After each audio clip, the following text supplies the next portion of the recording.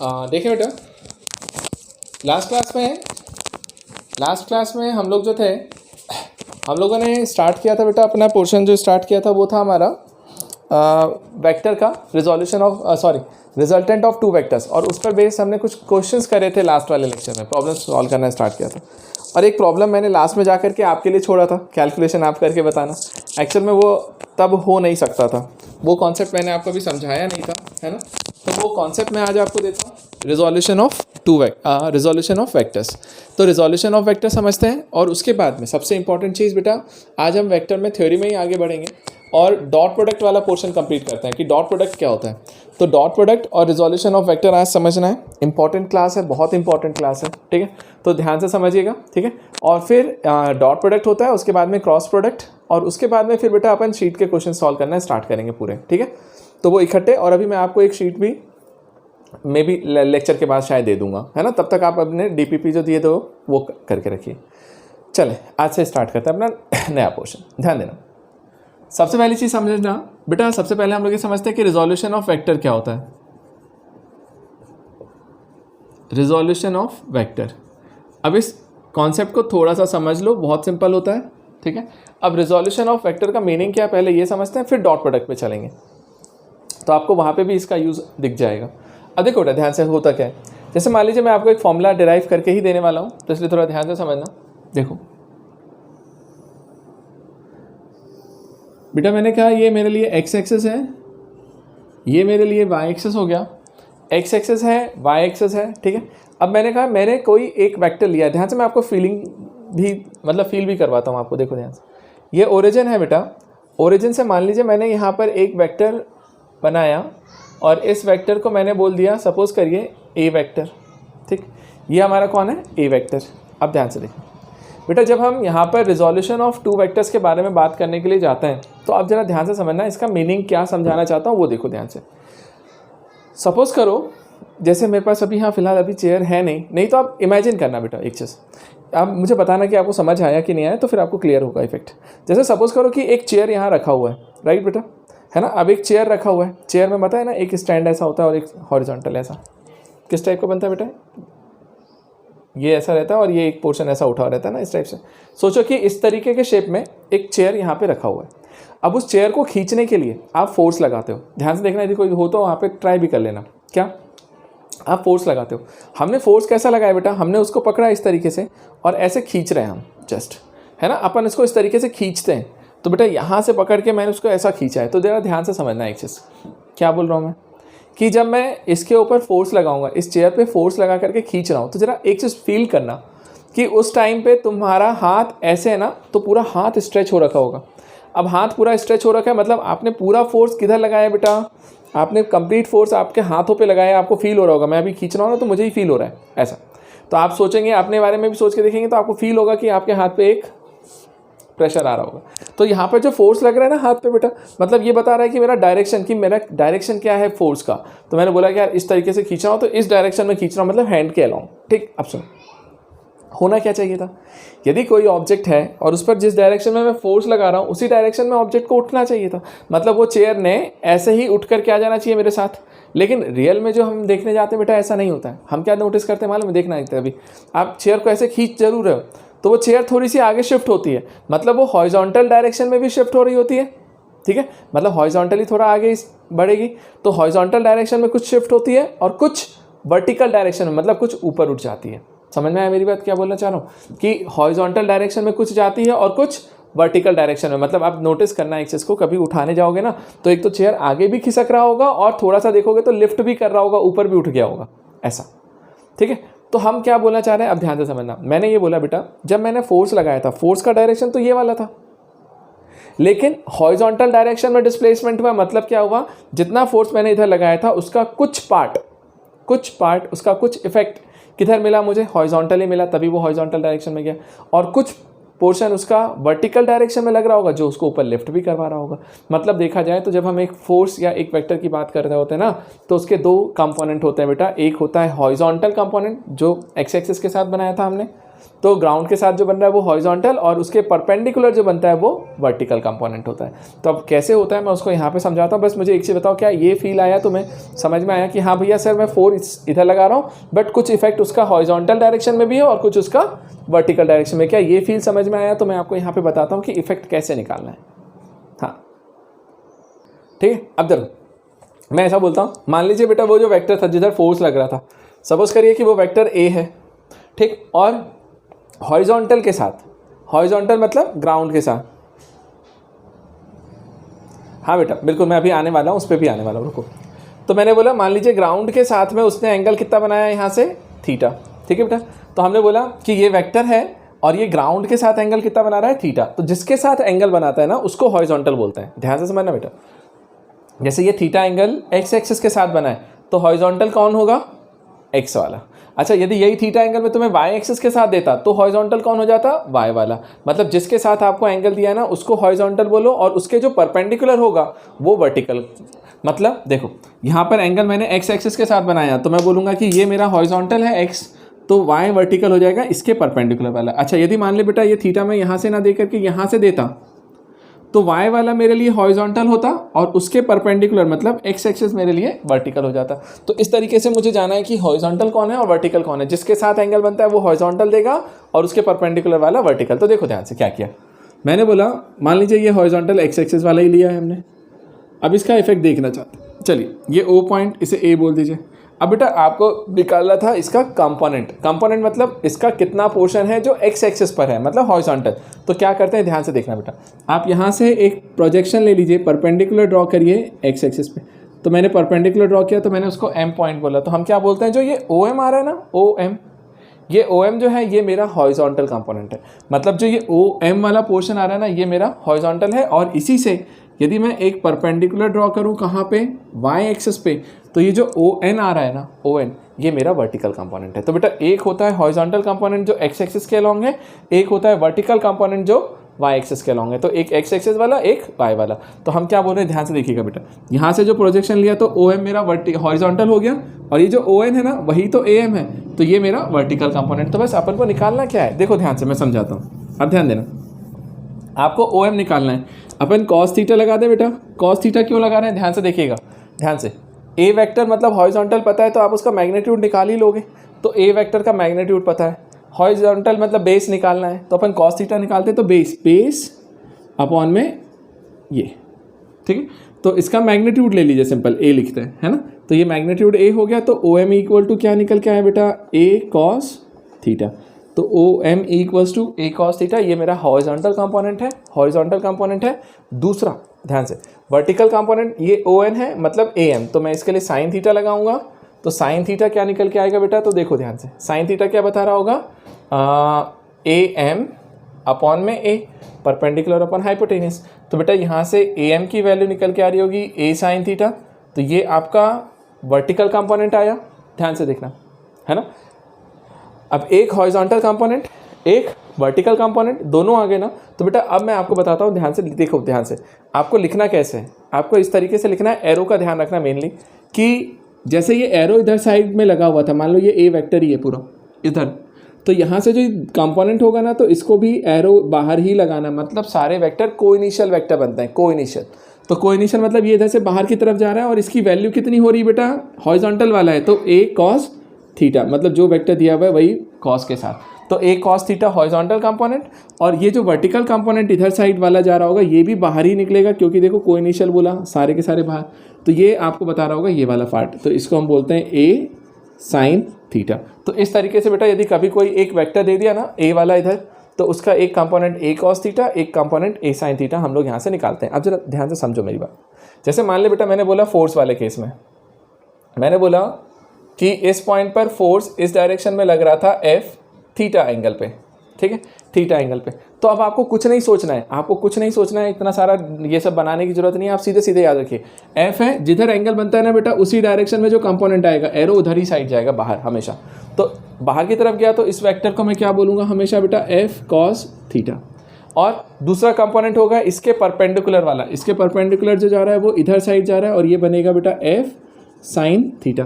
तो एक बना मेरे पास एफ कॉस थीटा, एक बना एफ साइन थीटा, मतलब कोई भी दे देना। यदि फोर्स बोलेगा तो उसके दो कंपोनेंट कर सकते हैं, F cos theta, F sine theta. मतलब समझना मेरी बात, एफ टोटल फोर्स था, उसका एफ कॉस थीटा वाला पार्ट, एफ कॉस थीटा किधर लग रहा होगा, हॉरिजॉन्टल, जो वो चेयर नीचे घिस गई थी ना, वो एफ कॉस थीटा फोर्स है। और जो वो ऊपर लिफ्ट कर रही थी वो कितने फोर्स से, एफ साइन थीटा। और ये दोनों मिला करके टोटल क्या दे रहे होंगे, एफ। टोटल क्या देंगे, एफ। तो ध्यान से सुनना, जैसे यहाँ पे मैंने वेलोसिटी फोर्स के बारे में बात किया तो फोर्स का कंपोनेंट कर दिया। कभी यदि कोई तुमसे बोलता है कि यार यहाँ पर एक वेलोसिटी दिया हुआ है, वेलोसिटी भी वेक्टर है, v दिया हुआ है और वो थीटा एंगल बना रहा है, तो हम इसके भी दो कंपोनेंट, अच्छा देखो मान लो इस बार उल्टा करते हैं, इस बार मान लीजिए यहाँ से वो थीटा एंगल बना रहा है, तो यहाँ पे हम क्या बोलेंगे बेटा, v थीटा इसके साथ बना रहा है, जिसके साथ बनाएगा वो हॉरिजॉन्टल, तो ये हॉरिजॉन्टल देगा ऊपर की तरफ v cos थीटा, है ना बेटा, एरो बाहर की, और इसके परपेंडिकुलर जो लाइन आ रही होगी ये बन रही होगी v sin थीटा। तो एक होता है हॉरिजॉन्टल, एक होता है वर्टिकल। तो इस तरीके से जाकर के आप कंपोनेंट कर सकते हैं। अच्छा एक लास्ट काम देखो ध्यान से, एक चीज़ सुनो, ये जो टोटल वेक्टर a था, a वेक्टर यहाँ पे कंप्लीट, ठीक है बेटा, a वेक्टर, क्या मैं इसको बोल सकता हूँ कि इसका ये दो चीज़ों का मिला हुआ रूप है, कौन सा, एक हॉरिजॉन्टल वाला और एक वर्टिकल, यही दोनों मिल करके तो दे रहे हैं। तो ये दोनों ने मिल करके मुझे यहाँ पे दिया ना, यहाँ पे काम क्या दिया बेटा, एक x वाले ने एक y वाले ने। तो हम क्या बोलते हैं, ध्यान से देखना, जो हॉरिजॉन्टल कंपोनेंट है ना उसको हम ऐसा लिख सकते हैं ax मतलब क्या, a का पोर्शन जो x के अलॉन्ग है, ठीक है। तो ax हमने लिखा, तो ax, अच्छा हॉरिजॉन्टल x एक्सिस के अलॉन्ग कौन होता है बेटा, x एक्सिस के अलॉन्ग कौन होता है, i कैप, तो हमने क्या लिखा, ax i कैप, ठीक। अच्छा y एक्सिस के अलॉन्ग कौन होता है, ay, तो मैं लिख रहा हूँ plus A Y J cap. तो हमने इसको इस तरीके से लिखा, A vector equal to A X I cap plus A Y J cap. तो ये हमारा कंपोनेंट हो गया सिंपल सा, ठीक है। तो इसी तरीके से आप यदि वैल्यू पुट करने जाओगे तो ए वेक्टर क्या निकल के आएगा बेटा, ए कॉस थीटा आई कैप प्लस ए साइन थीटा जे कैप, ये आपका वेक्टर हो गया। तो कभी भी आपको लिखना है तो इस तरीके से कर सकते हैं। मुझे बताओ क्या क्लियर है सबको बेटा, क्या इतना पोर्शन क्लियर है, सबको समझ में आया? बस अब डॉट प्रोडक्ट पे जा रहे हैं, डॉट प्रोडक्ट सीखते हैं।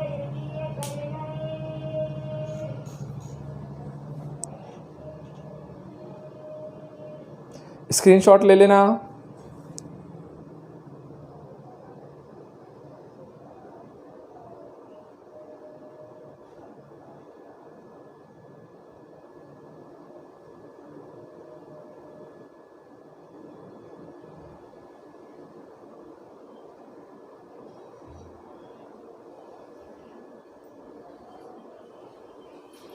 ठीक, चलें आइए, ओके। अब अपन आगे बढ़ते हैं। अब अपन जाते हैं बेटा, यहाँ से अपन ने कंपोनेंट करना सीखा कि कभी किसी का कंपोनेंट निकालना है तो किस तरीके से समझना है हमें, ठीक है। ठीक, आप सुनो ध्यान से।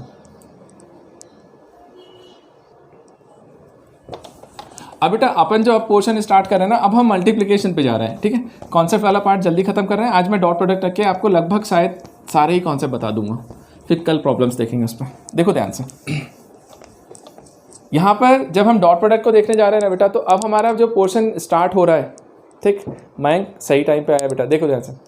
अब हमारा पोर्शन स्टार्ट हो रहा है डॉट प्रोडक्ट का। अब इसको ज़रा ध्यान से समझ लेना यार, क्योंकि देखो वेक्टर में तीन चीज़ें थी। एक क्या था, हमने बोला था ऐड करने का, तो दो वेक्टर को ऐड करना भी सीखा था हमने, दो को सब्ट्रैक्ट करना भी सीखा था। अब मुझे सीखना है मल्टीप्लिकेशन का इफेक्ट। और याद करिएगा मल्टीप्लिकेशन में मैंने आपको बताया था एक डॉट भी होता है और एक क्रॉस भी होता है। अब दोनों का मीनिंग समझाता हूँ, ध्यान से समझना। अब हम लोग देख रहे हैं बेटा multiplication of two vectors, multiplication of two vectors. अब बेटा जब मल्टीप्लिकेशन ऑफ टू वेक्टर्स में हम लोग जा रहे हैं यहाँ पे, तो जरा ध्यान से देखिएगा। मल्टीप्लिकेशन में यहाँ पे किसी भी चीज़ को रिप्रेजेंट करने के दो तरीके हैं, दो तरीके। एक तरीका ये होता है बेटा यहाँ पे कभी भी, जैसे मान लीजिए एक वेक्टर ए है, दूसरा वेक्टर बी है, और इनके बीच में हमको मल्टीप्लाई करना है। कभी मान लीजिए वही दो वेक्टर मैंने इधर लिख दिए, ए वेक्टर और बी वेक्टर। अब ध्यान से समझना बेटा, यहाँ पे मल्टीप्लिकेशन दो टाइप से रिप्रेजेंट करते हैं। कभी हम ए और बी के बीच में डॉट लगाते हैं, तो डॉट का मतलब भी मेरे लिए मल्टीप्लिकेशन है कि मैं दो वेक्टर्स को मल्टीप्लाई कर रहा हूँ, ए और बी को। और कभी कभी मैं इसको ए क्रॉस बी भी लिखता हूँ, मतलब उनके बीच में क्रॉस लगाता हूँ, तो क्रॉस का मतलब भी मेरे लिए मल्टीप्लिकेशन है। मतलब ए डॉट बी भी मल्टीप्लिकेशन है और ए क्रॉस बी भी मल्टीप्लिकेशन है। तो दोनों चीज़ें मल्टीप्लिकेशन को ही रिप्रेजेंट करती हैं। बट बेटा अब इंपॉर्टेंट ये हो जाता है कि कब कौन सी चीज़ लिखनी है। ठीक है। तो पहली चीज़ ध्यान से समझिएगा, सबसे पहला जो होता है, फर्स्ट मैं ये डिस्कस कर रहा हूँ, देन हम अपन उस पर जाएंगे एक दो क्लास के बाद। अब देखो पहला है, उसे बोला जाता है बेटा scalar product of two vectors. चलेगा बेटा, इसको हमने क्या बोला है, scalar product of two vectors. Scalar product of two vectors नाम से समझाता हूँ सारी चीज़ें। और ये जो scalar product of two vectors है ना बेटा, इसी को हम किससे रिप्रेजेंट करेंगे, डॉट से। और डॉट से रिप्रेजेंट करेंगे ना, तो इसी चीज़ को सिंपली हम ऐसा भी बोलते हैं कि डॉट प्रोडक्ट। ये क्या होता है मेरे लिए, डॉट प्रोडक्ट। अब देखो एक तरीका होता है कि मैं डायरेक्ट फॉर्मूला लिख करके तुम्हें हवा में उड़ा दूँ, बट अपन फील करके लेके आते हैं, समझ के लेके आते हैं कि चीज़ें आती कहाँ से हैं। ध्यान से देखना, नाम से समझना बेटा। डॉट प्रोडक्ट उसी का नाम क्या है, scalar product of two vectors. अब मीनिंग समझो, scalar product of two vectors का मतलब ये है कि हमारे पास दो वेक्टर्स दिए हुए हैं और उनका प्रोडक्ट करने पर मुझे स्केलर मिलेगा। ध्यान से समझना, scalar product of two vectors मतलब दो वेक्टर्स हैं, उनका प्रोडक्ट करने पे मुझे स्केलर क्वांटिटी मिलेगी। दो वेक्टर का प्रोडक्ट करने पे स्केलर मिलेगी, मतलब फाइनल आउटपुट जो मिलेगा ना वो स्केलर मिलेगा। और यदि वो स्केलर है तो वो नंबर होगा, मतलब वो आई कैप जे कैप के कैप के टर्म्स में नहीं आएगा। हाँ, लेकिन ए और बी जो है वो खुद अपने आप में वेक्टर्स हैं। ध्यान देना इस चीज़ का कि दोनों वेक्टर्स हैं, उनका प्रोडक्ट करेंगे तो वो मुझे स्केलर मिलता है। तो सबसे पहली बात, अब एक चीज़ सोचो, मैं उसी चीज़ को लेकर के आता हूँ, तुम्हें समझाता हूँ। क्रॉस प्रोडक्ट को भी मत ध्यान देना, ठीक है, छोड़ो।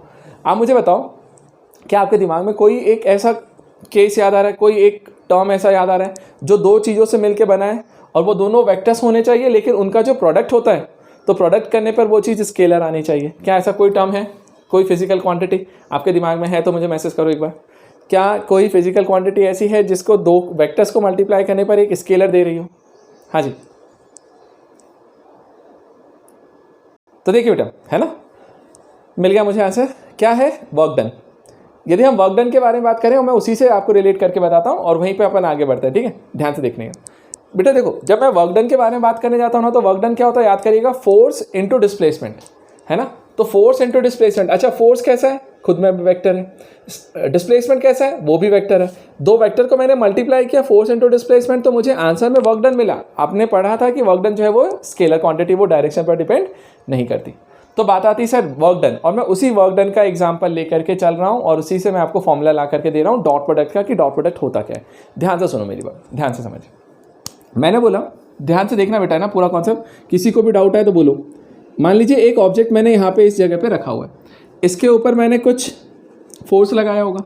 चलो भाई, फोर्स मैंने इस डायरेक्शन में लगाया, ऐसा F, ठीक है। चलो फोर्स मैंने इस डायरेक्शन में लगाया F। फिर हम लोग बोलते हैं कि यार डिस्प्लेसमेंट होना चाहिए। जैसे सोचो, बताओ मैं तुम्हें केस बताता हूँ। रोलर देखा है? अब देवियाँ बोलेंगे कि वो वाला रोलर, वो क्रिकेट का पिच बनाते समय जो अपन रोलर यूज़ करते हैं फ्लैट करने के लिए, वो रोलर के बारे में सोचना तो तुम्हें समझ में आएगा। ये मान के चलो कि ये रोलर है, अब वो वाला रोलर है और उसके पास हैंडल लगा रहता है और हैंडल से हम उसको ऐसा खींचते हैं। अच्छा, मैं उसको फोर्स ऐसा खींच रहा होता हूँ, बट वो रोलर किधर आगे बढ़ता है, हॉरिजॉन्टल डायरेक्शन में से ऐसे बढ़ रहा होता है ना। तो हॉरिजॉन्टल ही जाता है ना। तो सपोज करिए बेटा, मैंने ऐसा बोला कि मान लीजिए फोर्स इस डायरेक्शन में लगाया और जो डिस्प्लेसमेंट हुआ वो डिस्प्लेसमेंट किधर हो रहा है। तो मैंने बोला सर डिस्प्लेसमेंट का डायरेक्शन ये ले लीजिए S, ठीक। तो मैंने बोला फोर्स वेक्टर इधर लग रहा था, डिस्प्लेसमेंट इस डायरेक्शन में हुआ, और मैंने बोला कितने एंगल पे हुआ, तो मैंने आपको एंगल भी बता दिया कि थीटा एंगल पे। मान लीजिए कि थीटा एंगल पे जाकर के वो डिस्प्लेसमेंट हुआ है, ठीक है। तो इन दोनों के बीच का एंगल कितना है, थीटा। अब सुनो, जैसे मैं बोलता हूँ कि फोर्स इधर था, डिस्प्लेसमेंट ये है, थीटा एंगल पे था। अब बात आती है सर फॉर्मूला लिखते हैं फोर्स का, तो जरा ध्यान से देखना। एक बात जो लिखता हूँ आपको समझाता भी हूँ कि क्यों लिख रहा हूँ, क्या लिख रहा हूँ। बेटा याद करिएगा, वर्क डन का जो फॉर्मूला होता था ना, आप लोग लिखते थे फोर्स इनटू डिस्प्लेसमेंट,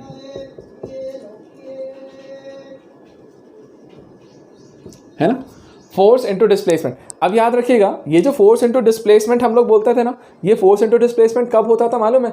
जब हम 9th क्लास में थे। और 9th क्लास में क्या चक्कर होता था मालूम है? हमने लीनियर मोशन वाला देखा था, सिर्फ स्ट्रेट लाइन का फंडा पता होता था हमें। हम लोग क्या बोलते थे मालूम है? हम लोग का ये होता था कि यार जैसे ये ऑब्जेक्ट है, अब इस पर मैंने फोर्स इधर लगाया तो ऑब्जेक्ट भी इधर ही जाएगा, मतलब जिस डायरेक्शन में फोर्स लगाता था उसी डायरेक्शन में ऑब्जेक्ट आता था। मतलब मैंने बोला था जी फोर्स और डिस्प्लेसमेंट दोनों सेम डायरेक्शन में होते थे ना, इसलिए हम आंख बंद करके क्या लिखते थे, फोर्स इनटू डिस्प्लेसमेंट। बट बेटा यदि उसी में याद करके देखो कि कुछ बच्चों ने पढ़ा होगा बुक में, एक और फॉर्मूला होता था FS cos theta, FS cos theta, मतलब वहाँ पे थीटा का भी इफेक्ट था। लेकिन वो थीटा वाला हम लोग, हाँ थीटा वाला इफेक्ट हम लोग वहाँ पे ज़्यादा डिटेल में जाते नहीं थे, देखते नहीं थे। बट अब ध्यान से समझिएगा, तो मैं वही चीज़ समझा रहा हूँ, ध्यान से समझना बेटा। हम लोग यदि लिखते हैं ना कि work done equal to force into displacement, force into displacement सिर्फ उस कंडीशन में लिख सकते हो जब फोर्स और डिस्प्लेसमेंट दोनों का डायरेक्शन सेम हो। अब यहाँ पे क्या है यार, फोर्स इधर जा रहा है, डिस्प्लेसमेंट इधर जा रहा है, तो पसंद नहीं आएगा। मुझे कौन से फोर्स से मतलब है ये बताओ मुझे यार। वर्क डन यदि लिखने जा रहा हूँ ना, तो मैं बोलूँगा सर फोर्स इंटू डिस्प्लेसमेंट मत लिखो, आप इसको ऐसा लिखो थोड़ा सा। अच्छा, मैं लिखता हूँ फोर्स, ध्यान से बताना कि आपको समझ में आया क्या, अलोंग डिस्प्लेसमेंट, समझ में आया, और इनटू डिस्प्लेसमेंट यदि कर दिया जाए, तो मुझे लगता है कि सर अब मेरे पास फॉर्मूला आएगा सही तरीके का। क्यों? देखो, फोर्स अलोंग डिस्प्लेसमेंट, फोर्स इस डायरेक्शन में जाने वाला, देखो एक्चुअल फोर्स इधर लग रहा है, बट मुझे सिर्फ वो फोर्स चाहिए जो डिस्प्लेसमेंट के अलोंग जाए। तो जब डिस्प्लेसमेंट के अलोंग वाला फोर्स मिलेगा तो वही तो डिस्प्लेसमेंट करवाएगा, तो उन दोनों को मल्टीप्लाई करेंगे तो वर्क डन मिलेगा। तो मुझे अब कौन से फोर्स से मतलब है बेटा, फोर्स अलोंग डिस्प्लेसमेंट, ये वाला। तो जरा सोचो तुम, अब दिमाग में आएगा कि सर इसको लिखूं कैसे, मुझे बताना बाद में कि आपको समझ आया कि नहीं आया। नहीं आया तो मैं एक बार रिपीट करूंगा, ध्यान से सोचो। ये फोर्स F इस डायरेक्शन में लग रहा था, बताओ इसका कितना पार्ट होगा जो इधर जाएगा। अच्छा, अभी हम सिर्फ मैग्नीट्यूड की बात कर रहे हैं, ठीक है बेटा, देखिए ध्यान से बताइए तो इस फोर्स का कितना पार्ट होगा जो हॉरिजॉन्टल डायरेक्शन में लगेगा। अभी कंपोनेंट करना सीखा था सर, F इस डायरेक्शन में है तो इसका F cos थीटा है ना, एरो बाहर की तरफ ही लगता है, तो F cos थीटा इस डायरेक्शन में लग रहा होगा इस फोर्स का, और इसी का एक part F sin theta vertical direction में लग रहा होगा। हमने बोला हाँ दोनों लग रहा है। अब जरा सुनो, मेरे फॉर्मूले में कौन सा यूज़ करना है, फोर्स अलोंग डिस्प्लेसमेंट। डिस्प्लेसमेंट के अलोंग कौन सा फोर्स था सर, वो तो सिर्फ F cos थीटा था ना, F sin थीटा नहीं था। F sin थीटा उसके परपेंडिकुलर है, डिस्प्लेसमेंट इधर हो रहा है, तो डिस्प्लेसमेंट के अलोंग वाला चाहिए, तो उसको क्या लिख रहा हूँ मैं, F cos थीटा। तो बेटा F cos थीटा मेरा ये हॉरिजॉन्टल फोर्स आया, और उसको मल्टीप्लाई करना पड़ेगा किससे, उसके डिस्प्लेसमेंट से। तो डिस्प्लेसमेंट कितना आ रहा है, S, तो मैंने लिखा इंटू S। तब मैं बोलता हूँ कि देखो F into cos theta into S, तब जाकर के मेरा फॉर्मूला क्या बन रहा होगा, ध्यान से देखना, फॉर्मूला बना F S cos थीटा। और F S cos थीटा ने मुझे क्या दे दिया बेटा, बताओ, वर्क डन। तो मैंने बोला वर्क डन का जो फॉर्मूला निकल के आ रहा है ना W, वो क्या निकल के आया, F S cos थीटा। अब पहले मुझे ये बताओ क्या इतना समझ में आया, तब मैं बताता हूँ तुम्हें अब डॉट प्रोडक्ट का मीनिंग क्या है, डॉट प्रोडक्ट को कैसे क्या रिलेट करना है। हाँ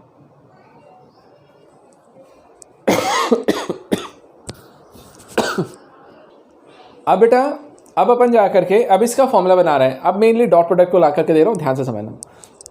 मैंने बोला वर्क डन का फॉर्मूला क्या आया था, ध्यान से देखो, मैंने लिखा W equal to F S cos theta.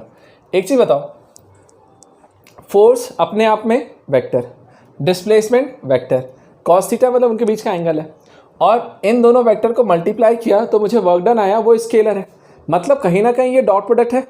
तो मैं इसको इस तरीके से लिख रहा हूँ, ध्यान से देखना, W इक्वल टू, बेटा F का मीनिंग क्या होता है, तो मैंने बोला मैग्नीट्यूड ऑफ F लिखा जा सकता है, इसको देखना ध्यान से बेटा, F मतलब मैग्नीट्यूड था उसका बस, तो मैंने लिखा मैग्नीट्यूड ऑफ F इस तरीके से। S जो था वो डिस्प्लेसमेंट का मैग्नीट्यूड था, उसको लिखा इंटू कॉस थीटा लिखा, तो ये टोटल मिल करके मुझे क्या दे दिया, वर्क डन। तो मैंने वर्क डन का फॉर्मूला निकाला F S cos थीटा। और बेटा इसी चीज़ को ध्यान से सुनो, इसी चीज़ को मैं लिखूंगा F डॉट S, फोर्स और डिस्प्लेसमेंट का डॉट प्रोडक्ट। तो मैं बोलता हूं कि F डॉट S करके मेरे पास क्या निकल के आएगा कि F dot S equal to क्या निकल के आया, वर्क डन। तो देखो बेटा ध्यान से, बस यहां से मैं समझा रहा हूं आपको, ये जो F डॉट S है ना, इसी पूरे चीज़ को मैंने F डॉट S लिख दिया, नया रिप्रेजेंटेशन डाल दिया कि उसको रिप्रेजेंट करने का तरीका क्या हो गया, F डॉट S। तो F और S फोर्स और डिस्प्लेसमेंट का डॉट प्रोडक्ट करेंगे तो आंसर में वर्क डन मिलेगा। तो देखो मैंने वर्क डन के ऊपर एरो नहीं लगाया क्योंकि वर्क डन स्केलर है, तो मैंने इसको सिंपल लिखा है। तो ये मेरे को डॉट प्रोडक्ट बता रहा होता है। तो देखो अब मेरा फाइनल फॉर्मूला देखना ध्यान से, एक्चुअल में तुमने F डॉट S से रिप्रेजेंट किस चीज़ को किया है, ध्यान देना, F डॉट S से किसको रिप्रेजेंट किया है, इस पूरे को। तो ये क्या बता रहा था sir, magnitude of S into cos theta, ठीक है। अब सुनो लास्ट का, अब ये मैंने तुम्हें समझा दिया ये फोर्स का फंडा निकाल करके। अब मैं सिंपल उसको जनरली हर किसी वेक्टर के लिए डाल रहा हूँ। कैसे, देखो जरूरी नहीं ना कि हर बार फोर्स और डिस्प्लेसमेंट ही आए, कोई भी दो वेक्टर्स हो सकते हैं, उनका डॉट प्रोडक्ट स्केलर हो सकता है कभी।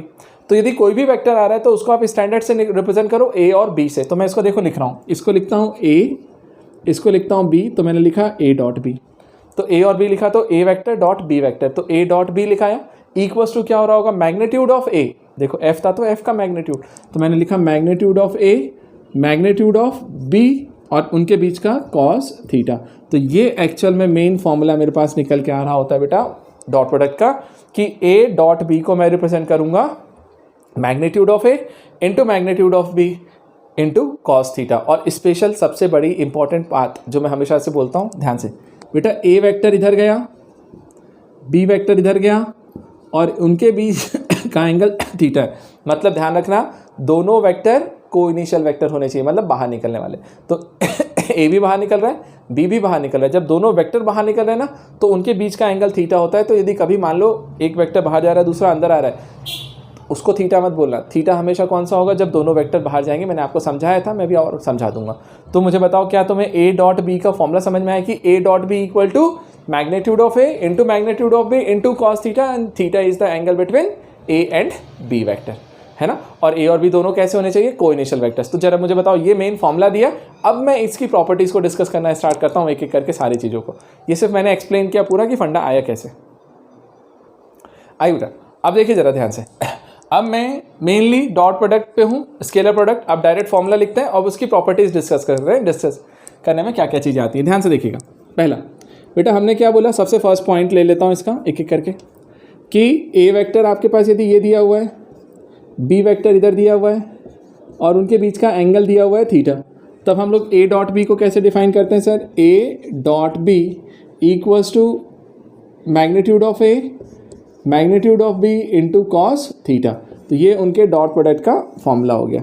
अच्छा, इसी चीज़ को simply A B cos theta भी बोल सकते हो, क्योंकि मुझे मालूम है मैग्नीट्यूड को सिंपल ए और बी से भी रिप्रेजेंट कर सकते हैं। चलो ये तो आ गया। दूसरा अगला प्रॉपर्टी देखो, सेकेंड प्रॉपर्टी क्या बोलती है, जरा मुझे बताना कोई, आई डॉट आई की वैल्यू क्या होगी, I dot I cap dot I cap की वैल्यू क्या होगी। अब जरा ध्यान से समझना। तुम्हें एक चीज़ पता था ये कि आई कैप जे कैप के कैप क्या थे, याद करो, यही था ना मेरे पास, ये एक्स एक्सेस, ये वाई एक्सेस और ये जेड एक्सेस।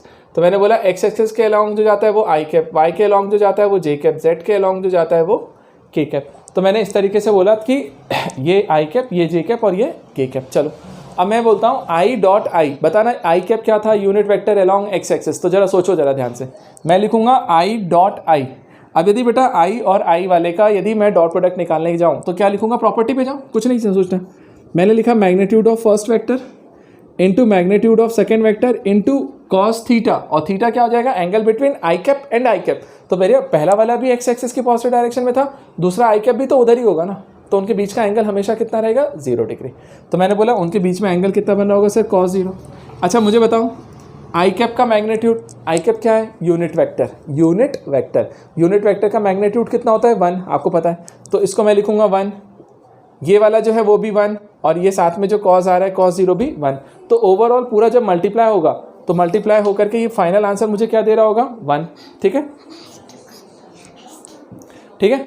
तो मैंने इसको पूरे को क्या लिख दिया, 1। ठीक, तो ये I cap dot I cap, I cap dot I cap की वैल्यू कितनी आई, 1। अच्छा J cap dot J cap कितना आएगा, J cap dot J cap, J cap कौन सा था बेटा बताओ, वाई एक्सेस वाला 1, राइट। तो ये भी दोनों के दोनों वही हैं, तो एंगल तो 0 डिग्री ही रहेगा। तो मैंने लिखा J cap dot J cap into cos 0, क्योंकि सेम लाइन में, तो कॉस 0 की वैल्यू सबकी 1 1 1 1, तो मल्टीप्लाई करोगे 1। अच्छा इन सेम वे आप के dot K cap dot K cap की भी वैल्यू को हम क्या लिख सकते हैं, 1। क्यों के कैप, यार दोनों यूनिट वेक्टर है, एंगल भी 0 ही होगा, तो सेम तरीके से आपका ये भी निकला।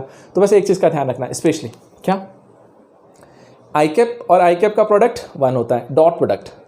जे कैप और जे कैप का डॉट प्रोडक्ट 1, के कैप और के कैप का डॉट प्रोडक्ट 1, मतलब सेम वाले हैं तो उनका डॉट प्रोडक्ट 1 आ रहा है। अच्छा लेकिन यहीं पे अब जरा दूसरे पे आओ, मुझे बताओ आई कैप डॉट जे कैप निकालने जाएं तो हम क्या लिखेंगे बताओ, पहले का मैग्नीट्यूड, दूसरे का मैग्नीट्यूड और उनके बीच का एंगल। अब आई और जे के बीच का एंगल बताओ, आई था एक्स एक्सिस पे, जे था वाई। अच्छा वाई का मतलब जानते हो ना, उनके बीच में एंगल 90 है, ये रहा वाई ऐसा, तो दोनों के बीच का एंगल 90 है। 90 डिग्री यदि लिखने जाऊंगा तो cos 90 हो जाएगा, cos 90 की वैल्यू कितनी होती है, 0।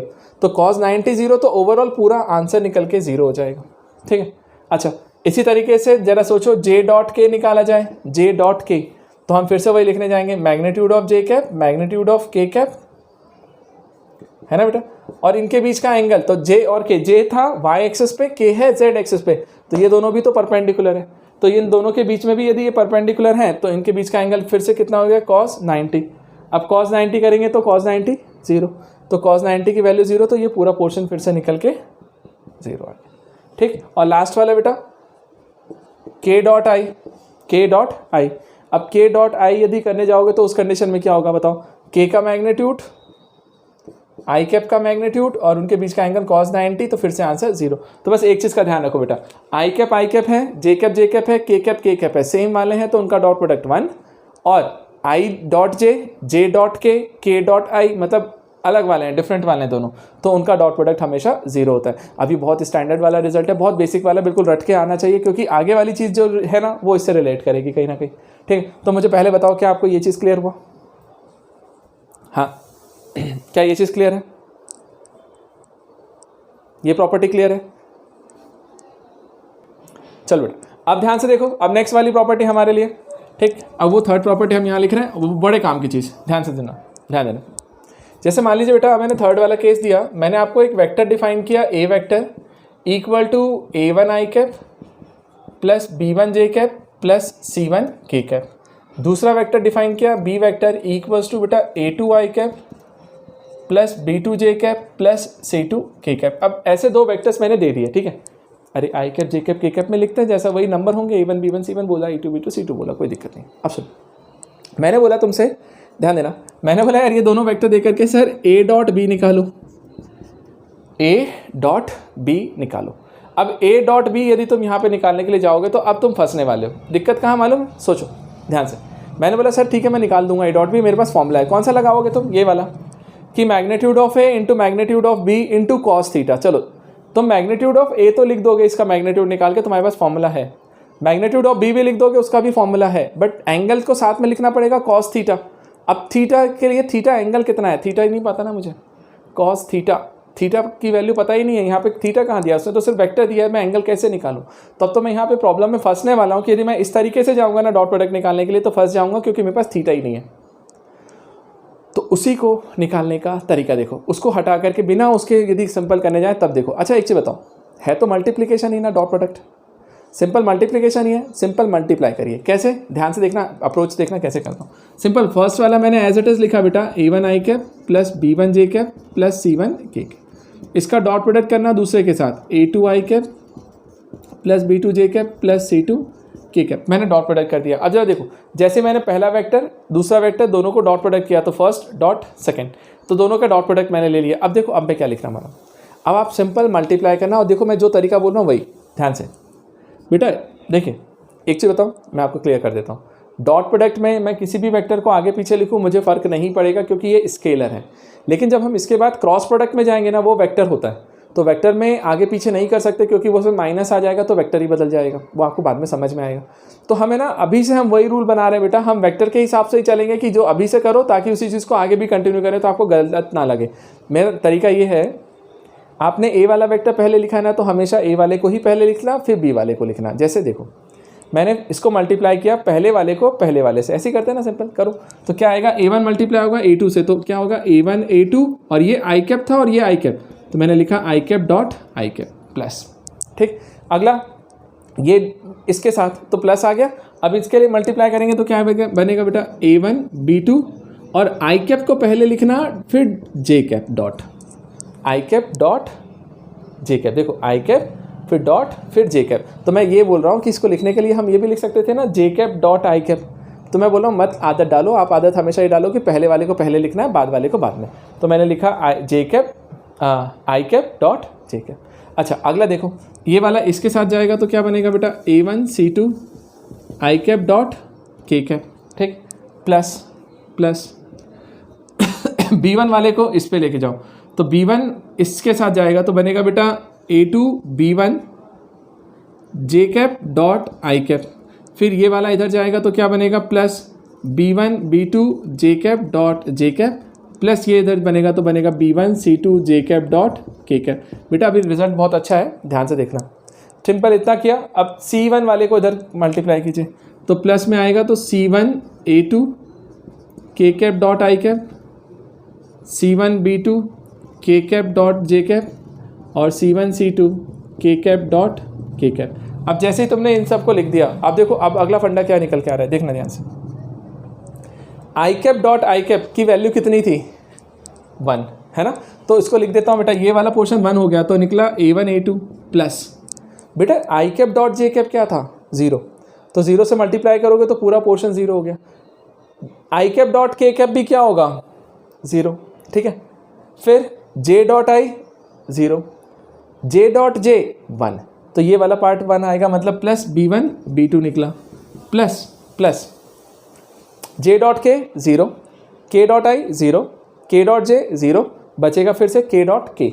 अब के डॉट के क्या है, 1, तो सिर्फ इस वाले को लिखा C1 C2। तो ये मेरा फाइनल रिजल्ट निकल के आया बेटा यहाँ से A डॉट B का, कि A डॉट B वेक्टर यदि मुझे निकालना है तो उसका डॉट प्रोडक्ट सिर्फ इतना सा आता है, क्या, A1 A2 plus B1 B2 plus C1 C2। अब मीनिंग समझना, करना क्या है, बहुत आसान। क्या, यदि तुम इन दोनों का डॉट प्रोडक्ट ले रहे हो ना, तो आई कैप वाले को मल्टीप्लाई करो, जे कैप वाले को, के कैप वाले को, बस मतलब A1 A2 plus B1 B2 plus C1 C2, मतलब आई कैप मल्टीप्लाई कर लिया, जे कैप के कैप, आपको A डॉट भी मिल जाएगा। तो ये सिंपल मेथड होता है, बहुत आसान होता है, ठीक है। तो यदि दो वेक्टर्स दे दिए जाए, जब दो वेक्टर्स दे दिए जाए, तब उस टाइम पर जब हम डॉट प्रोडक्ट निकालेंगे ना, तो उसका फंडा हमारे लिए रहेगा A dot B equals to A1 A2 plus B1 B2 plus C1 C2। अब मुझे बताओ क्या क्लियर हुआ?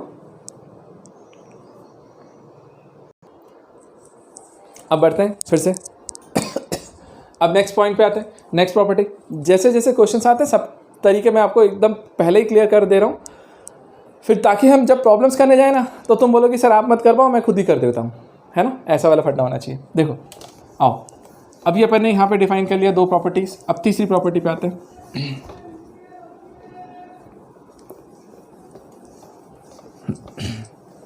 देखिए ध्यान से, अब 3 प्रॉपर्टीज हो चुकी थी, 4th वाली देखो। अब कई बार क्या बोलता है बेटा वो, angle between A and B where A vector equals to A1 I cap plus B1 J cap plus C1 K cap and B vector equals to A2 I cap plus B2 J cap plus C2 K cap. अब सुनो मेरी बात ध्यान से, उसने आपसे क्या बोला, आपको दो वेक्टर्स दिए, A वेक्टर और B वेक्टर। आपको A और B वेक्टर देता है और बोलता है यार एंगल बता, किसके बीच में, A और B के बीच में। अब A और B वेक्टर की सिर्फ वेक्टर्स दिए हुए ना, आई कैप जे कैप के कैप में, और एंगल निकलवा रहा है।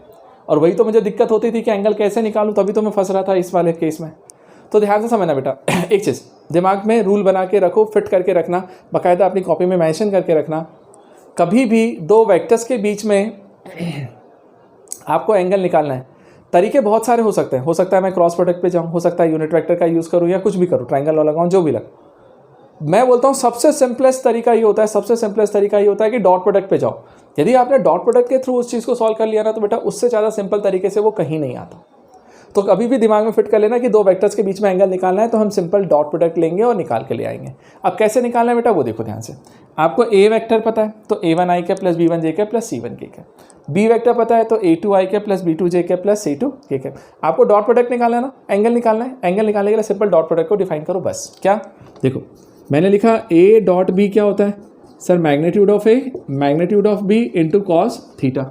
आपको निकालना है एंगल, तो आप ये कॉस थीटा निकालो, कॉस थीटा। मैंने कॉस थीटा निकाला, कितना आ रहा होगा, A डॉट B और अपॉन में आ गया magnitude of A into magnitude of B। तो हमने लिखा A डॉट B अपॉन में magnitude of A magnitude of B। अब देखो, अब जरा इस पर वैल्यू पुट करते हैं।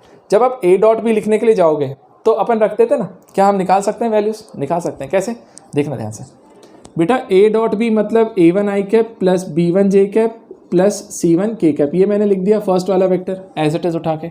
डॉट प्रोडक्ट करना है किसके साथ, दूसरे के साथ, तो A2 I cap plus B2 J cap plus C2 K cap किया। अपॉन में मैग्नीट्यूड लिखना है किसका, A वाले का।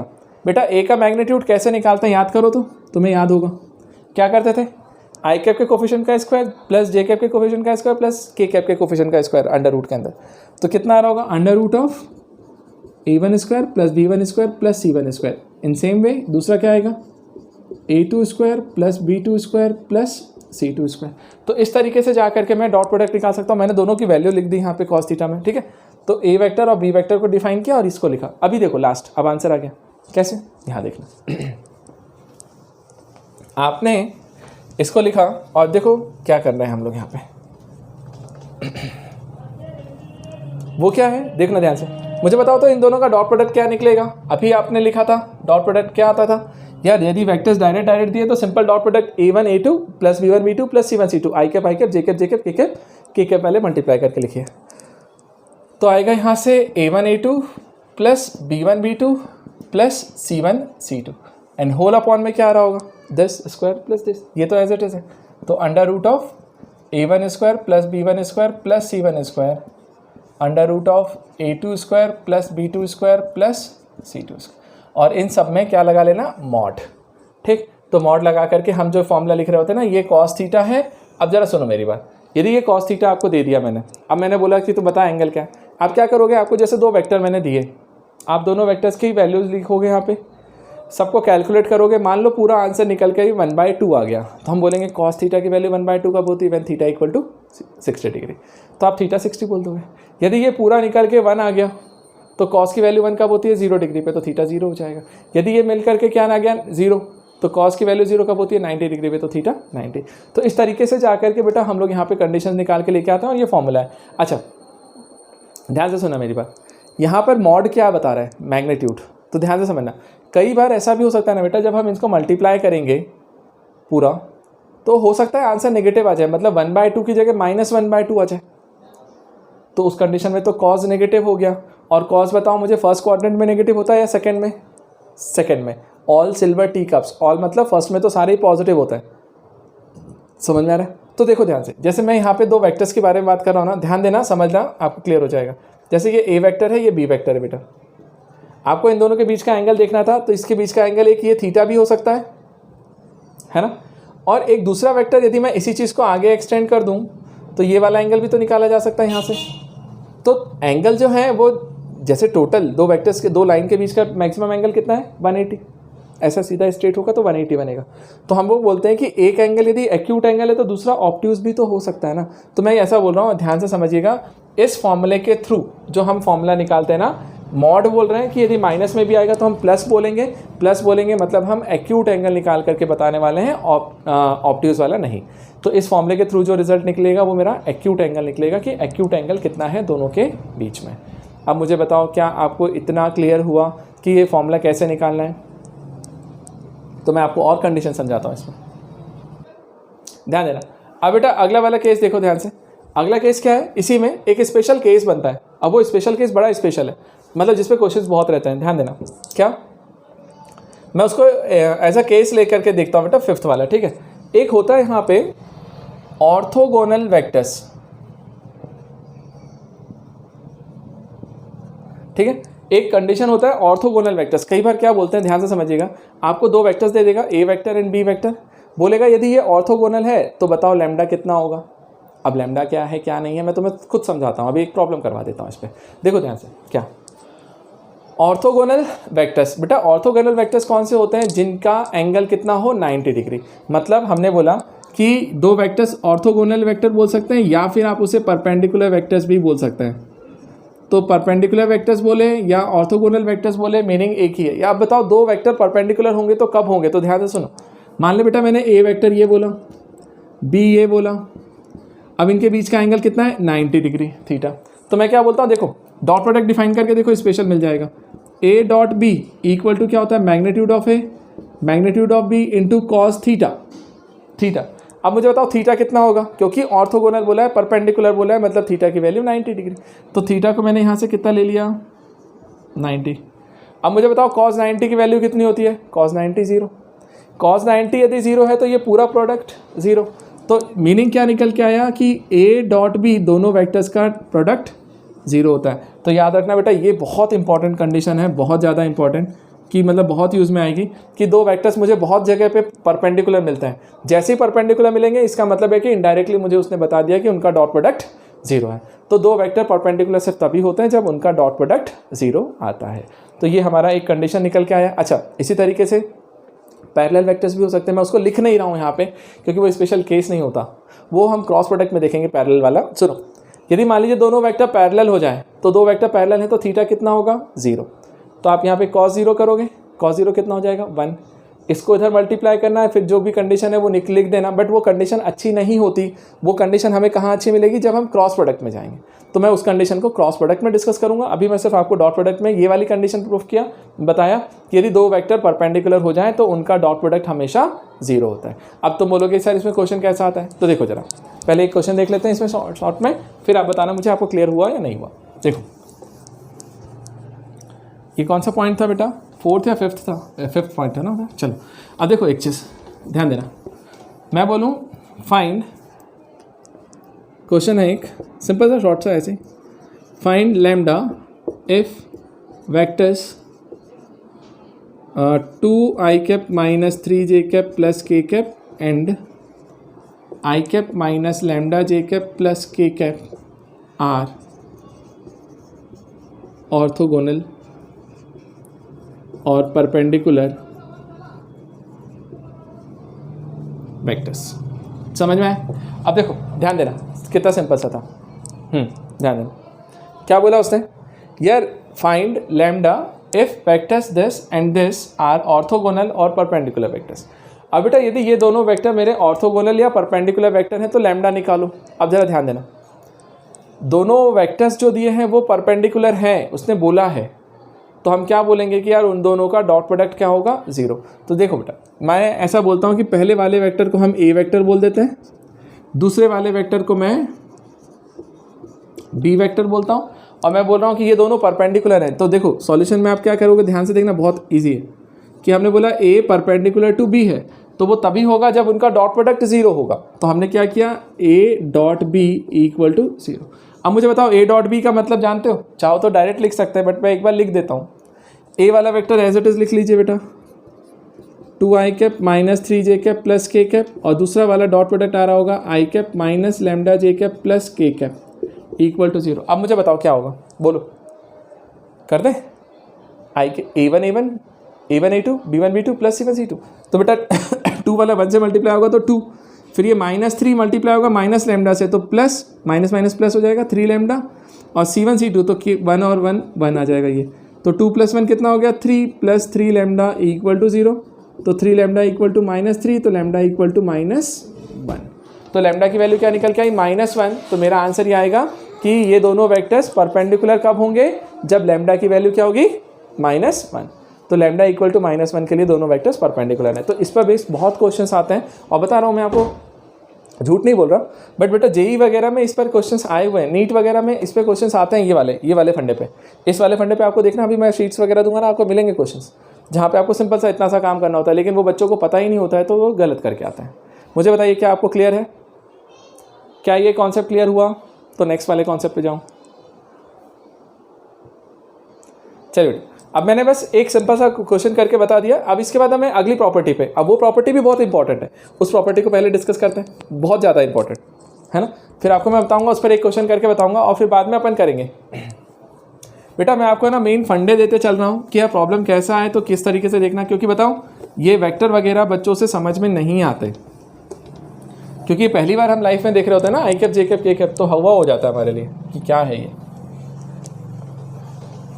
अब देखो, अब नेक्स्ट प्रॉपर्टी पे आइए, उसे समझते हैं, ठीक, देखना ध्यान से। नहीं, पहले एक सिंपल वाली प्रॉपर्टी बताता हूँ, उसके बाद अगले वाले पे जाएंगे। देखो बेटा, जैसे कभी आपको बोला किसी ने, हम लोग यहाँ पे लिखते हैं कि B dot A equals to A dot B।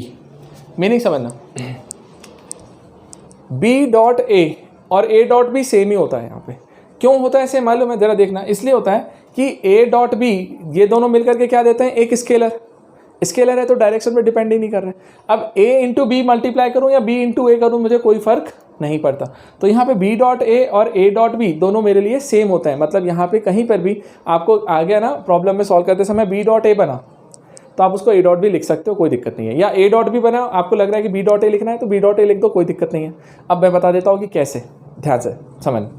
देखो सबसे पहले अपन A डॉट B को डिफाइन कर लेते हैं, सिंपल सा शॉर्ट में आपको प्रूफ कर देते हैं। देखिए ध्यान से, आप यदि ए डॉट बी को डिफाइन करने जाओगे तो क्या लिखते थे बेटा, magnitude of A magnitude of B into cos theta. लेकिन अब एक चीज़ का ध्यान रखना, क्या ये ए वेक्टर था, ये बी वेक्टर था। अब थीटा जो एंगल होता था ना, वो ध्यान से समझना बेटा, ध्यान से समझना, यहाँ पर ऑर्डर का बहुत इंपॉर्टेंस है, क्योंकि डॉट के बाद हमें क्रॉस पढ़ना है। वो वेक्टर है, वहाँ पे तो ऑर्डर बहुत रुलाता है। ऑर्डर का इंपॉर्टेंस है कि कौन सा पहले बोला है, कौन सा बाद में बोला है।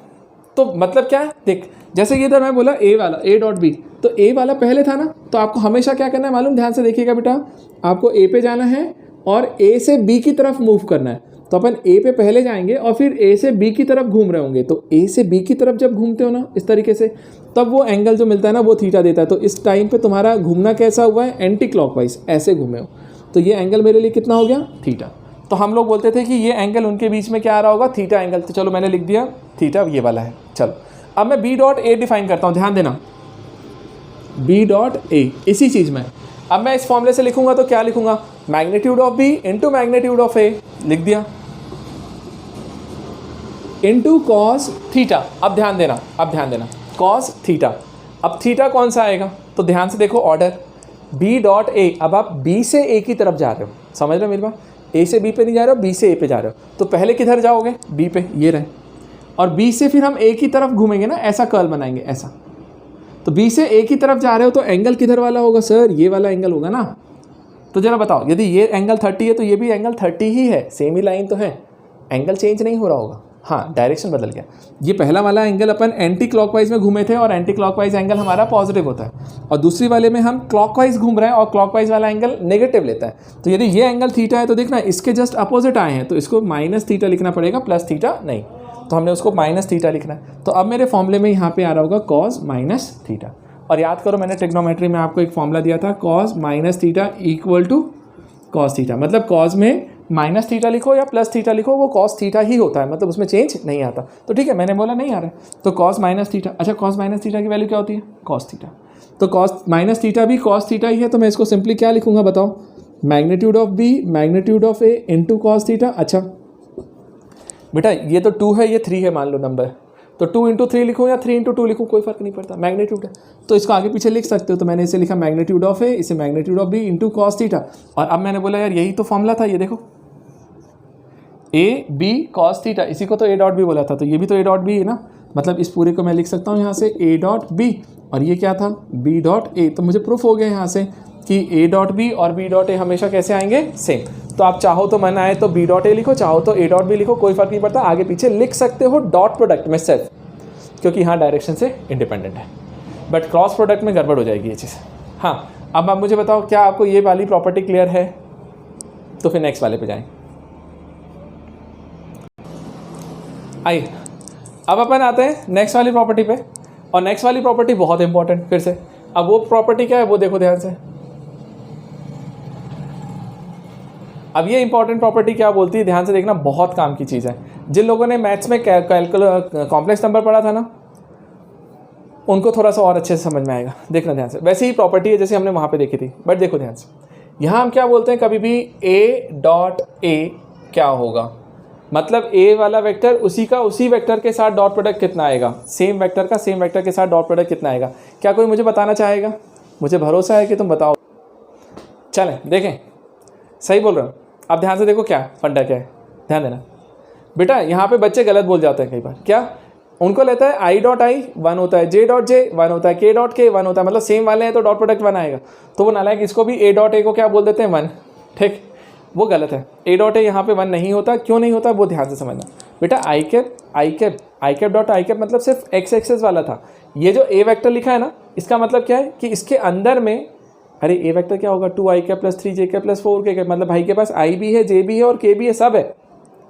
तो उसमें और इसमें बहुत डिफरेंस है। अब देखो ध्यान से, मैं कुछ नहीं बोलता हूँ, सिंपल सा तरीके से निकालते हैं। देखो मैंने बोला ये ए वेक्टर है सर, पहला वाला, और दूसरा भी ए ही है, तो वो भी तो यही है ना, अलग अलग थोड़ी ना होगा, एक ही वेक्टर है। तो हम लोग बोलते हैं इसका मैग्नीट्यूड डिफाइन करते हैं ना यार, magnitude of A into magnitude of B into cos theta.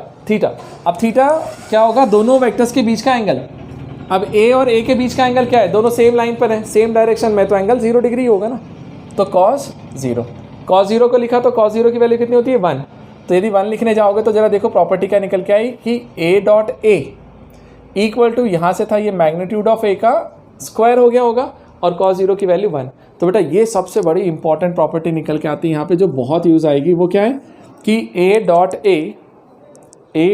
A equal to magnitude of A का स्क्वायर। मतलब समझो, यदि कोई वेक्टर है और उसका उसी के साथ डॉट प्रोडक्ट निकालते हो तो वो उसके मैग्नीट्यूड का स्क्वायर आता है। जैसे देखो कॉम्प्लेक्स नंबर में आपने पढ़ा था, एक कॉम्प्लेक्स नंबर z होता था, उसका उसके कॉन्जुगेट के साथ मल्टीप्लाई करते थे तो मैग्नीट्यूड का स्क्वायर आता था। यहाँ पे क्या बोल रहे हैं, नहीं, A dot A magnitude of A का स्क्वायर बनेगा। ठीक है, अब जरा सुनो मेरी बात ध्यान से। जो मेन चीज़ यूज़ में आने वाली है ना, वो क्या है मालूम है, ध्यान देना, वो ये है कि हम इसको उल्टे तरीके से देखेंगे। मतलब समझना क्या, हम इस चीज़ का ज़्यादा यूज़ करेंगे कि कहीं पर यदि मैग्नीट्यूड ऑफ ए का स्क्वायर करना है, किसी भी वेक्टर के मैग्नीट्यूड का स्क्वायर करना है, तो मैं उसको भी उसी वेक्टर के साथ डॉट प्रोडक्ट लिख सकता हूँ। मतलब इस चीज़ को मैं इससे रिप्लेस कर सकता हूँ और ये चीज़ का यूज़ मैं बहुत करने वाला हूँ। क्या कि मैग्नीट्यूड ऑफ ए का square equal to magnitude vector A dot A. तो ए और ए डॉट का दोनों का डॉट प्रोडक्ट निकालेंगे तब वो उसके मैग्नीट्यूड का स्क्वायर देगा। तो मैं रिवर्स ऑर्डर में उसे ज़्यादा यूज़ करूँगा। अब कैसे यूज़ कर रहा हूँ देखो, मैं एक एग्जाम्पल से अभी तुरंत के तुरंत करता हूँ। जिसने स्क्रीनशॉट नहीं लिया हो ले लेना बेटा इसका।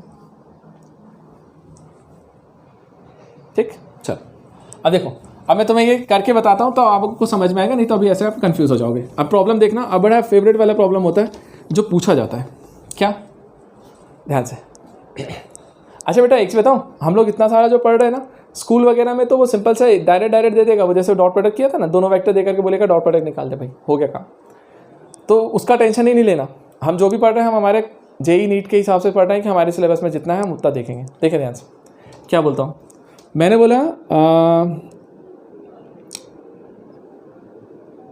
बेटा, हमने बोला क्वेश्चन लिखिए, सिंपली मैं देता हूँ कि A vector, B vector and C vector आपको दिए और ये तीनों मैंने क्या दिए हैं, यूनिट वेक्टर्स। ठीक बेटा, मैंने बोला A B and C are 3 unit vectors. ठीक, चलिए ये तीनों मैंने यूनिट वेक्टर्स दिए। साथ में आपसे मैंने बोला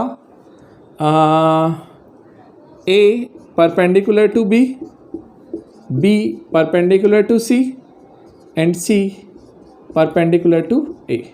ठीक, अब यदि ये तीनों म्यूचुअली परपेंडिकुलर वेक्टर्स हैं, if A B and C are 3 mutually perpendicular unit vectors, ठीक है, ऐसा भी बोल सकते हैं, है ना। यदि मैं तो ऐसा लिखूं या फिर लैंग्वेज में भी लिख के बता देता हूँ आपको, क्या ऐसा लिख लीजिएगा, if A B and C are 3 mutually perpendicular unit vectors, then find magnitude of a plus b plus c। ठीक, magnitude of a plus b plus c, आपको इसमें भी मेरे को क्या निकालना था, magnitude of a plus b plus c। हो, चलेगा है ना। तो देखो बेटा ध्यान से, अब जैसे तुम्हें ये वाला प्रॉब्लम मैंने दिया कभी भी, ठीक, कि आपसे मैंने बोला कि यार ए वेक्टर है, बी है, सी है, तीनों के मैग्नीट्यूड दे दिए। अब तीनों का मैग्नीट्यूड बताने के लिए मैंने अभी तुम्हें यूनिट वेक्टर बोल दिया है, ठीक है। दूसरा मैंने आपसे बोला कि ए बी और सी तीनों परपेंडिकुलर वेक्टर्स हैं, मैंने एंगल भी दे दिया। अगले वाले क्वेश्चन में मैं घुमाने वाला हूँ, ठीक है। अब ध्यान से देखो, आपसे बोला मैंने magnitude of A plus B plus C निकालो sir, magnitude of A plus B plus C. अब एक बच्चे क्या करते हैं, नालायकी करते हैं, क्या करते हैं मालूम है, वो ये क्या बोलेंगे कि सर तीनों यूनिट वेक्टर्स हैं। बेटा यूनिट वेक्टर्स हैं तो ए का मैग्नीट्यूड भी 1, बी का भी 1 और सी का भी 1, तीनों का 1 1 1 1 आ जाता है। तो वो लोग क्या करते हैं, तीनों को ऐड कर देते हैं कि 1 + 1 + 1, तो 1 + 1 + 1 क्या हो जाएगा, 3। तो 3 मेरा गलत आंसर है, 3 मेरा गलत आंसर है। तो मैं बता रहा हूँ आपको करने का तरीका क्या है। इसका तरीका ये होता है बेटा, कभी भी ध्यान रखिएगा, कभी भी एक चीज़ फिक्स कर लो। आपको ऐसा क्वेश्चन मिले ना कि a + b + c 3 वेक्टर हैं, उनको सम करके बताया, उसका मैग्नीट्यूड बताओ, या बोले a - b + c, या बोले a + b - c, या बोले a - b वेक्टर या a + b वेक्टर, ऐसे में मैग्नीट्यूड कभी भी निकालने के लिए दे तो सीधे सीधे आप इस वाली प्रॉपर्टी पे पहुंच जाओ। अब इस वाली प्रॉपर्टी पे पहुंचो, तुम्हारा आंसर आ जाएगा। मैं इधर का पोर्शन रब कर रहा हूँ, सीधे अप्लाई करता हूँ, ठीक है। ध्यान से देखिएगा क्या करना है, मैंने यहाँ पे लिया और इसको अप्लाई करते हैं। देखना ध्यान से हम कैसे लिख रहे हैं वो देखो। हमने ऐसा लिखा बेटा, आपको निकालना था magnitude of A plus B plus C का, सी की वैल्यू निकालनी थी, ठीक है, ये वाली। तो मैं आपको ये बोल रहा हूँ, भले से वो मैग्नीट्यूड पूछे बट आप स्क्वायर निकालो। अरे आंसर जो आएगा ना लास्ट में जाके अंडर रूट ले लेंगे। तो हमेशा हम क्या करें, भले से मुझे वो निकालना था बट मैंने उसका स्क्वायर निकाला। अब मैं क्या सोचता हूँ, देखो ये खुद अपने आप में एक वेक्टर है, इस वेक्टर के मैग्नीट्यूड का स्क्वायर निकालना है। तो क्या होगा बेटा, उसी वेक्टर का उसी वेक्टर के साथ डॉट प्रोडक्ट। याद करो क्या बोला था हमने, ऐसा बोला था ना कि मैग्नीट्यूड ऑफ ए का स्क्वायर क्या होता था, ए डॉट ए, मतलब उस वेक्टर का उसी वेक्टर के साथ डॉट प्रोडक्ट लेते हो तो वो उसके मैग्नीट्यूड का स्क्वायर है। तो मैं यही करता हूँ ना, मैंने बोला ये पूरा ए प्लस बी प्लस सी अपने आप में एक वेक्टर है, तो मैंने लिख दिया, देखो ए प्लस बी प्लस सी और उसका डॉट प्रोडक्ट उसी के साथ। तो मैंने उसका डॉट प्रोडक्ट उसी के साथ कर दिया, तो मुझे मिला ए प्लस बी प्लस सी के मैग्नीट्यूड का स्क्वायर। तो मैंने इस तरीके से तोड़ा। अब देखो, अब बात आती है सर इसको अंदर मल्टीप्लाई करना, बच्चे वहाँ पे भी गड़बड़ कर जाते हैं। याद करना कैसे बताऊँ, अभी जब हमने आई कैप जे कैप के कैप देखा था तो हमने क्या बोला था, आई कैप में आई कैप मल्टीप्लाई होता है, जे कैप में जे कैप और के कैप में के कैप। तो आप यहाँ पे भी वही करते हैं बच्चे, क्या A dot A, B dot B, C dot C. गलत है। क्यों गलत है, ध्यान से सुनो। गलत इसलिए है कि यहाँ पर एक वेक्टर जो है ना उसके साथ में आई कैप जे कैप के खुद का लेकर के बैठा है, आई कैप प्लस 2 जे कैप प्लस 3 के कैप होगा। जो बी वेक्टर है वो हो सकता है आई कैप माइनस 2 जे कैप माइनस 3 के कैप हो, या सी वेक्टर हो सकता है कि आई cap plus J cap plus K cap हो। समझ में आ रहा है। तो सब अलग अलग वेक्टर्स हैं, तो इसमें हमें कैसे पता चलेगा कि कौन सा आई कैप मल्टीप्लाई हो रहा है कौन सा जे कैप। तो सिंपल मल्टीप्लिकेशन करिए, जैसा करते हैं। कैसे, देखो हमने यहाँ पे ए वाले को लिया, इसका डॉट प्रोडक्ट लो सबके साथ, तो ए डॉट ए फर्स्ट वाले के साथ प्लस फिर इसका बी के साथ तो ए डॉट बी, फिर इसका सी के साथ तो ए डॉट सी, ले लिया तीनों। अगला देखो, अब बी वाले का डॉट प्रोडक्ट लो तो क्या लिखेंगे, बी डॉट ए, फिर आएगा बी डॉट बी, फिर आएगा बी वाला इधर साइड से तो बी डॉट सी। ठीक है बेटा, अभी देखना कितना यूज़ होगा। अब सी वाले का डॉट प्रोडक्ट तो C dot A plus C dot B plus C dot C. अब देखो जैसे मैंने सिंपल मल्टीप्लिकेशन किया, डॉट प्रोडक्ट जैसा जैसा हो रहा था। अब वैल्यूज़ लिखने की बारी आई। देखो ध्यान से यार, ए डॉट ए क्या होता है, मैग्नीट्यूड ऑफ ए का स्क्वायर। मैंने लिख दिया सर मैग्नीट्यूड ऑफ ए का स्क्वायर प्लस, अब ए डॉट बी की बारी आई। ए डॉट बी क्या लिखोगे, सुनो, ए और बी कैसे हैं, परपेंडिकुलर।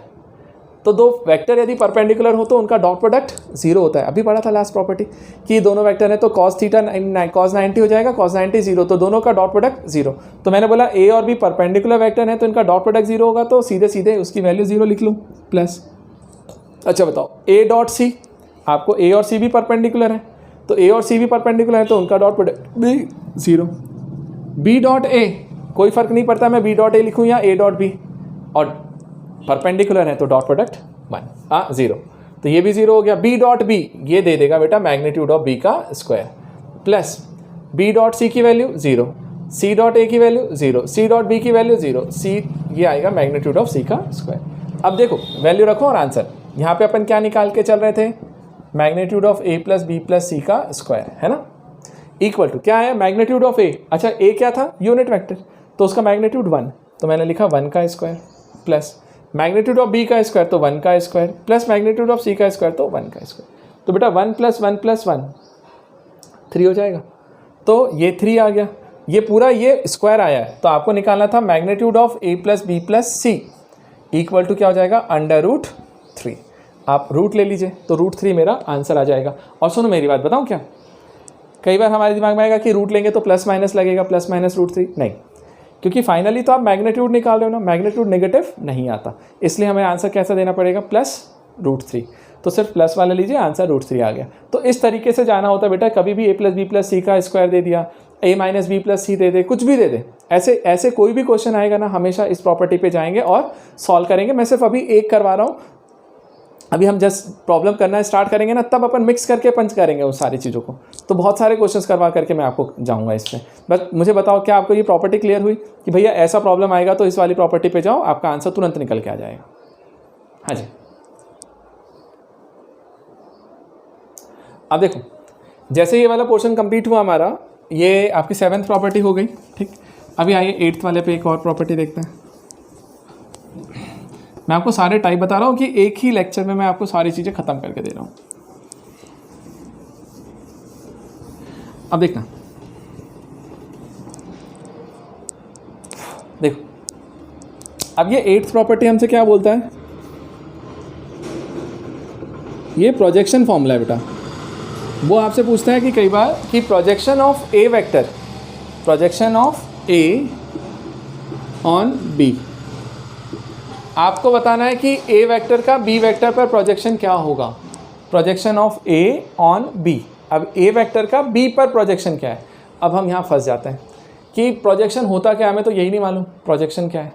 तो पहले तो मैं आपको प्रोजेक्शन समझा देता हूँ कि प्रोजेक्शन का मीनिंग क्या है, फिर अपन फॉर्मूला निकालते हैं, तुरंत आ जाएगा। देखो ध्यान से, कभी भी आपसे बोले ना प्रोजेक्शन ऑफ ए और बी, जैसे मान लीजिए बेटा मैंने बोला एक वेक्टर ए है, ये रहा, या बी बोल देते हैं, इधर मैंने बनाया दूसरा वेक्टर ए। आपको प्रोजेक्शन पूछता है कि projection of A on B, A का प्रोजेक्शन बी पर, मतलब एक टाइप से बताऊँ, मैं आपसे बोलता हूँ कि शॉर्टेस्ट शेडो जो होती है ना, शॉर्टेस्ट शेडो मतलब आपकी जो शेडो बनती है मिनिमम वाली, उसको ही हम लोग यहाँ पे प्रोजेक्शन बोल रहे हैं। कैसे निकालना है, ध्यान से समझो। अपन ए का प्रोजेक्शन बी पे निकाल रहे हैं ना बेटा, तो हम क्या करते हैं, ए से एक परपेंडिकुलर नीचे ड्रॉ करना एक्स एक्सिस पे, तो मैंने इसको बोला एम पॉइंट, बी और इसी के देखो देखो देखो ध्यान से, ए की बात कर रहे हो ना, तो ए के दोनों एक्सट्रीम पॉइंट्स पे आओ, ये एंड पॉइंट ये रहा, एक ये रहा, तो इसके एक पॉइंट से आपने परपेंडिकुलर ड्रॉ किया बी पे, और इसके दूसरे पॉइंट से भी परपेंडिकुलर ड्रॉ करो बी पे, तो ये क्या निकल के आया, एम एन। तो एक पॉइंट आया एम और एक एन आया, ठीक है। तो इनके बीच का जो ये डिस्टेंस आ रहा है ना, ये जो लेंथ आ रही है, ये है हमारे लिए क्या है, इसका प्रोजेक्शन। तो यहाँ से जो ये एम एन बनाया ना बेटा, एम एन हमारे लिए क्या हो रहा होगा, projection of A on B, A का बी के ऊपर जो प्रोजेक्शन है वो ये है, ठीक है। चलो, जरूरी नहीं है हमेशा इसी कंडीशन में मिले, मान लो कभी ऐसा मिल जाए, कैसा, ये आपको बी वेक्टर बनाया और ए वेक्टर आपको मैंने यहाँ से दे दिया ऐसा, ठीक। अब मैंने फिर से बोला कि projection of A on B, मैं लिख नहीं रहा हूँ, आपको बोलते चल रहा हूँ फिर से, projection of A on B, A का बी के ऊपर, तो आपको ए के एक्सट्रीम पॉइंट्स ढूंढने पड़ेंगे। तो एक पॉइंट तो ए का यही है, बी का एक ये है ए का। अब उससे परपेंडिकुलर कहाँ ड्रॉ करना है, बी वाले पे। तो यार इससे क्या परपेंडिकुलर ड्रॉ करोगे, वो ऑलरेडी बी पे ही है, तो एक तो पॉइंट यही हो गया, मान लीजिए ये एम है, और फिर हमने यहाँ से एक परपेंडिकुलर इस पे ड्रॉ किया बी पे, तो ये निकला एन, और इस कंडीशन में जो ये एम एन निकल के आ रहा है ना, ये एम एन मेरे लिए अब प्रोजेक्शन है। तो projection of A on B जो आ रहा है ना, वो मेरे लिए कौन हो गया, एम एन। तो ये मेरे दोनों चीज़ें हो गई। चलो, एक केस और भी बन सकता है ऐसा कि यदि मान लीजिए ये बी वेक्टर है और ये ए वेक्टर हो जाए ऐसा। अब बोला उसने मुझे कि ए का प्रोजेक्शन निकाल बी पर, ए का बी पर, तो ए के पॉइंट्स पे आओ, एक्सट्रीम पॉइंट्स पे, एक ये वाला पॉइंट है एंड पॉइंट, एक ये पॉइंट, इससे एक परपेंडिकुलर ड्रॉ करो बी पे, तो ये एम आया, और एक परपेंडिकुलर हम यहाँ से ड्रॉ करेंगे इस पे, तो ये एन आया। तो अब ये जो दोनों के बीच का डिस्टेंस निकल के आ रहा है ना, ये एम एन जो आ रहा है, ये मेरे लिए क्या हो जाएगा, उसका प्रोजेक्शन, ठीक है। तो देखिए बेटा, यहाँ पे तीनों कंडीशन में जो मैंने आपको प्रोजेक्शन निकाले ना, वो लेंथ बताए हैं, लेंथ मतलब स्केलर वैल्यू, मैंने डायरेक्शन की बात नहीं करी। तो अभी जो मैं प्रोजेक्शन निकाल के दे रहा हूँ स्टार्टिंग में, वो लेंथ बता रहा हूँ, फिर उसी के साथ में वेक्टर में भी कन्वर्ट कर लेंगे, ठीक है। तो मुझे पहले तो ये बताओ कि आपको प्रोजेक्शन का मीनिंग समझ में आया, तो फिर मैं अब इसमें फॉर्मूला डिराइव करके ला करके दूँ आपको कि फॉर्मूला क्या आता है। अब देखिए, अब मैं आता हूँ इसका फॉर्मूला निकाल करके देता हूँ, जरा फॉर्मूला समझ लो। हमने बोला projection of A on B, जैसे मान लीजिए बेटा मैं सिंपल वाला केस लेता हूँ, मान लीजिए ये बी वेक्टर है, ये ओ पॉइंट है, और यहाँ से हमने बोला एक वेक्टर जा रहा था यहाँ से, ए वेक्टर ये था इस डायरेक्शन। आपसे मैंने बोला यार ए और बी का प्रोजेक्शन निकालो, मतलब ए का प्रोजेक्शन निकालो बी पर, तो projection of A on B important होता है किसका, किस पर, projection of A on B, A का बी पर, तो ए से परपेंडिकुलर ड्रॉ करोगे बी पे, और यदि प्रोजेक्शन ऑफ बी ऑन ए बोलता तो बी से परपेंडिकुलर ड्रॉ करते ए पे। चलो, अब इस कंडीशन में अपन निकालते हैं, जरा देखते हैं। अब देखो क्या होगा, आपको ए और बी वेक्टर गिवन है। अब देखो ध्यान से, मैंने क्या कहा, मैंने बोला ओ पॉइंट था, इससे एक परपेंडिकुलर ड्रॉ कर देते हैं सर, कर दिया, ये परपेंडिकुलर ड्रॉ किया एम, तो बताओ मुझे ये जो ओ एम आ रहा है, यही तो प्रोजेक्शन आएगा, है ना। तो मैंने देखो लिखा यहाँ पे, मैं लिखता हूँ projection of A on B. बेटा ए का बी के ऊपर जो प्रोजेक्शन आ रहा है वो क्या आ रहा होगा, O M length, O M, ठीक है। चलो, ये ओ एम हो गया। अब सुनो ध्यान से, यदि ये ओ एम है तो ओ एम की वैल्यू कैसे निकाल सकते हो, मुझे नहीं मालूम सर, तो मान लेते हैं थोड़ी देर के लिए कि उन दोनों के बीच का एंगल थीटा है। एक्चुअल में प्रॉब्लम में थीटा दिया नहीं रहेगा, लेकिन फिर भी मैंने मान लिया है, हमें हटाते हैं ना अभी। यदि ये थीटा है और ये है, तो ये right angle triangle cos theta लगा दें, बेस अपॉन हाइपोटेनियस, तो बेस हो जाएगा ओ एम और हाइपोटेनियस हो जाएगा मैग्नीट्यूड ऑफ ए, राइट। तो बेटा यहाँ से ओ एम की वैल्यू निकल के आएगी ना magnitude of A into cos theta, तो मैंने लिख दिया magnitude of A into cos theta. चलो जैसे मैंने इसको लिखा तो मैं इसको यहाँ पे लिखता हूँ ओ एम, और ओ एम के प्लेस पे लिखता हूँ क्या, देखना magnitude of A into cos theta. चलो अब लास्ट काम कॉस थीटा। तुम्हें दिक्कत ये था कि सर कॉस थीटा तो मुझे पता ही नहीं है, थीटा कहाँ दिया जो कॉस थीटा निकाल। तो यार ए डॉट बी का फॉर्मूला था ना, दोनों वेक्टर है तो magnitude of A magnitude of B into cos theta, तो यहीं से तो कॉस थीटा निकलता है ना। क्या होता है बेटा वो A dot B upon magnitude of A magnitude of B. ये वाली वैल्यू उठा करके कॉस थीटा की यहाँ पे रख दो, तो देखो क्या बनेगा मैग्नीट्यूड ऑफ ए और कॉस थीटा के प्लेस पे लिखेंगे अपन A dot B upon magnitude of A into magnitude of B. अब ये देखो ये दोनों कैंसिल हुआ, तो यहाँ से निकल के आया A dot B upon magnitude of B. तो ये मेरा क्या निकल के आया बेटा projection of A on B, projection of A on B. तो बेटा projection of A on B का फॉर्मूला क्या निकल के आ रहा है मेरे पास, ए डॉट बी, ध्यान से देखिएगा बेटा A dot B upon magnitude of B, A dot B upon magnitude of B. मतलब समझना A dot B upon magnitude of B लिख रहा हूँ ना, इसका मतलब ये है कि आप सिंपल सा डॉट प्रोडक्ट करिए और जिसके ऊपर प्रोजेक्शन निकाल रहे हो ना, बी वाले पे प्रोजेक्शन निकाल रहे थे, बी वाले पे, तो बी के मैग्नीट्यूड से डिवाइड कर दो, तो बी के मैग्नीट्यूड से डिवाइड किया, आंसर आ गया। ठीक है, अब सुनो इसी चीज़ में ये फाइनल फॉर्मूला निकला। अब इसी का मैं कंपोनेंट निकालता हूँ, कंपोनेंट भी बोलते हैं या फिर मैं बोलता हूँ वेक्टर फॉर्म में, ठीक है, या वेक्टर फॉर्म। अब जरा सोचो तो एक चीज़, यदि आप इसका कंपोनेंट निकाल रहे हो या वेक्टर निकाल रहे हो, तो एक चीज़ देखो वेक्टर कैसे निकालोगे। आपका अभी जो हम लिख रहे थे सिर्फ ओ एम लेंथ लिखा था, ओ एम लेंथ बता रहा था प्रोजेक्शन। अब उसी का वेक्टर फॉर्म, तो यार देखो किसी भी वेक्टर को कैसे रिप्रेजेंट करते हो, एक मैग्नीट्यूड दूसरा उसका डायरेक्शन। यार इसका आपको क्या लिखना पड़ेगा मालूम है, आप यहाँ डिफाइन कर रहे होगे ओ एम वेक्टर,